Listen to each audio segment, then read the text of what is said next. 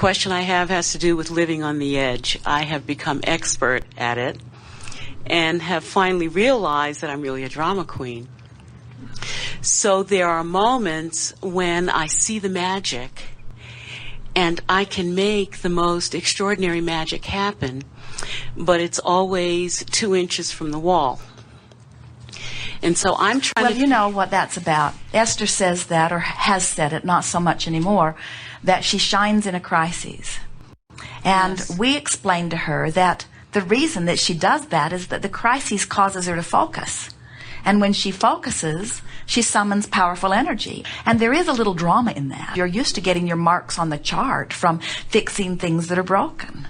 Yes. And so, even today, in a gathering as enlightened and as evolved as this one, if you were to tell us a story of great sadness and struggle from which you achieved triumph, the crowd would stand to its feet.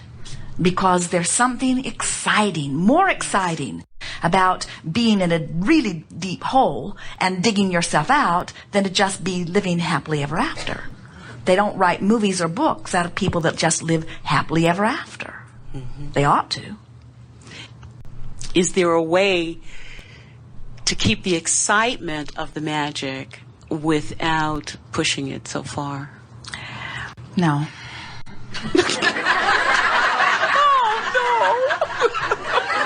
Well, we have to explain it to you. When you desire something and you're very far away from it vibrationally, the idea of it just knocks your socks off. You say things like, if that would happen, I would be the happiest person in the world. But by the time you're in a vibrational place where you're ready to let it in, it's like the next logical step. Esther commented to Jerry the other day, they've just ordered a new motor coach, and it's the one Esther's been wanting from the time she saw her first moving vehicle. She has been dreaming for this as many years as she can remember, and now they've ordered it. They're going to pick it up in February. And Esther said to Jerry, it feels like the next logical step. I want it to turn me inside out. I want it to take my breath away. I want it to keep me awake at night. But instead, it feels like the next logical step. 20 years ago, when I really, really, really, really wanted it, the idea of getting it would have sent me into orbit, would have sent me into ecstasy. But she wasn't vibrationally even close to it then, you see. And now she's in a vibrational place where it's the next logical step. She doesn't get the buzz from it. So what you're talking about is, how can I keep myself excited about what's coming without there being such a difference in the vibration between where I am and where it is that I hold myself apart from it? And we say what we do is we stay focused and exhilarated about the laws that we know. We stay exhilarated in the idea that there is nothing that we cannot be or do or have. We stay exhilarated in the idea that source energy is flowing at all times and we have access to it and we can utilize it in whatever way we want. You just have to work your mind into a place that keeps you in that excited but not so excited that you are not believing what you are wanting. In years before Jerry met us, he said, set your goals out there far enough that they excite you, but not so far that they discourage you. In other words, he had learned that if you want it enough that you'll focus upon it, it's in a good place. But if you want something that is so far outside your ability to believe it, now you're stretching yourself too far. And today we say, be as specific as you can be about what you want and still feel good. So you can tell when you are asking for something that you don't believe. And so your work is just to bring yourself into vibrational alignment with it.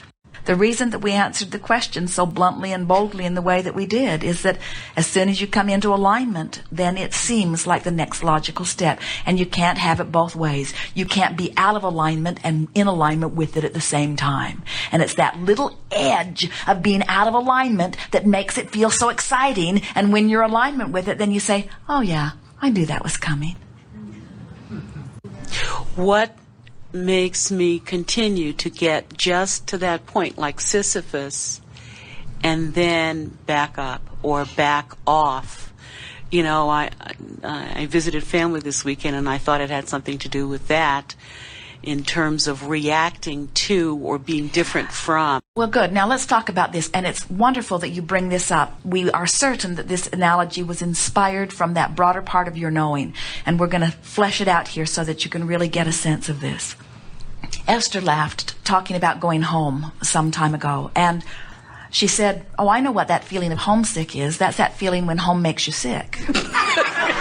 And she was being playful about it, but once she began to talk with us about it, we said to her that what that feeling of nostalgia is, and what that sort of homesick feeling is that when you go home, the surroundings and the people and the things you talk about and even the fragrances activate within you a vibration that is reminiscent of who you once were. And the vibration of who you were and the vibration of who you are is in conflict. And that's what that feeling is about, you see. And so it's interesting that you bring going home and family up with this feeling of being almost there but not quite letting it in, because it's the same feeling of discord that you are describing. Yes. And that's why we want you to think your thoughts with one goal in mind. How does this thought feel? We watched Esther as she drove across this magnificent vista yesterday, and she would get on a train of thought that was pleasing to her, and then she would just milk it mile after mile after mile after mile. And as soon as it had played out with as much detail as she could get from it, then she would scurry around in her mind for another thought that felt as good. Just determined to hold herself in that good feeling place for no other reason than it feels good to be in that good feeling place. She wasn't trying to save the world or fix the world or motivate the world or change the ideas in the White House.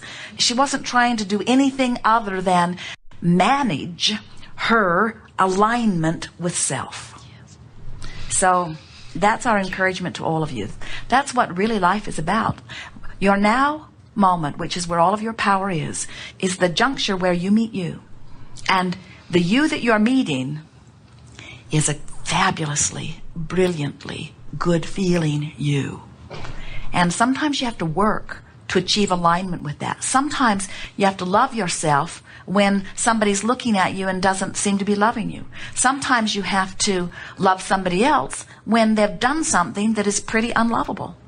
Sometimes you have to avert your eyes and look someplace where you can feel good, because what's in your face doesn't feel good. But you have to care so much more about this relationship between you and you than you do about any other relationship or any other thing. That's the driving, motivating influence within you. And when you get that done, they'll call you a brat. They will. This is true. Because they don't get it. They don't understand. You can't get sick enough to make them well. You can't get poor enough to help them have more prosperity. You can't get confused enough to bring them clarity. In other words, you can't fix them from your place of not being that which they are striving for. You can only be all that you can be. And through the clarity of your example, you may inspire some of them to reach for something more. Now here's the other piece that all dovetails together with what you're asking about. This is the answer that you're looking for. You feel guilty about thriving when others that you love don't come with you. Yes. So you sort of work to hold yourself not too far from where they are. You feeling how this all fits together?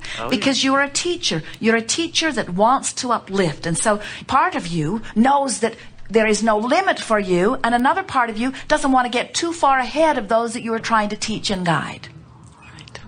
And now you understand all of that. You can be anywhere and not be unhappy. Or you can jump far ahead of where they are and still understand that you still can lead them, you see.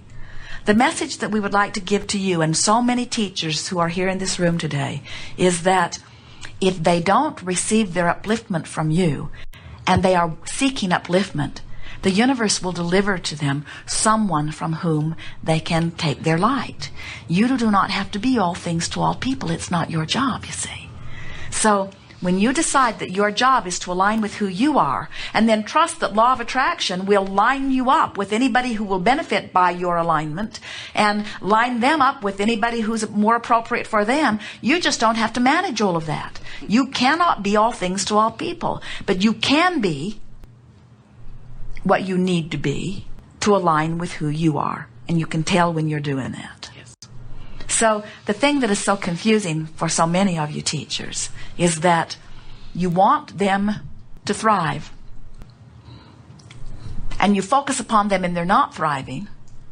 Then you lose your connection, and then for a while you stumble along with them, and then you regain your balance and you get back in alignment and things start going better for you, but then you notice they're not coming along, so you look back and then you stumble again. You see, you've got to not worry so much about what anybody else is doing, and let your primary concern be, how joyful are you in this moment? And what you will discover is you will lead them through your joy, and you cannot lead them through your pain, or through your empathy, or through your sympathy, or through your concern, or through your worry, or through your awareness that they are not where they want to be. So, if we were standing in any of your physical shoes, we would announce to everyone who is near us, nothing is more important than that I feel good. So I've chosen to think only good thoughts about you. They'll say, well, that won't be hard to take.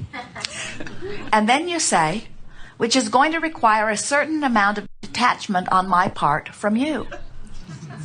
I'm going to be detaching from your complaining, and from your worrying, and from your fearing, and from your wanting me to fix things. And I'm going to be focusing powerfully on your self-empowerment, your success, your well-being, and your thriving. So if you're in a complaining mood, I won't be a good sounding board. Because when I'm not with you, I'm making long lists of things that are going well for you. And that's the part of you that I'm activating in me. So if things aren't going well for you, it'll be a really freakish thing if the universe even lines us up together. If you show up in my experience while you're complaining, I will admit that I will have to have rendezvoused with you on some point. But then, friend, I'm sorry, then it's all going to be about me. Because the fact that I've rendezvoused with you while you're complaining means I got some cleaning up in my vibration to do, and I'm going to go right to work on it. And I will be able to understand my success when you never again show your complaining face to me.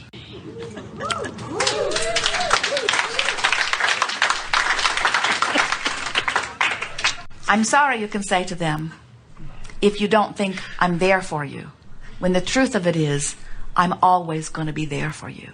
I'm going to be dreaming your very best dreams about you. I'm going to be expecting the very best for you.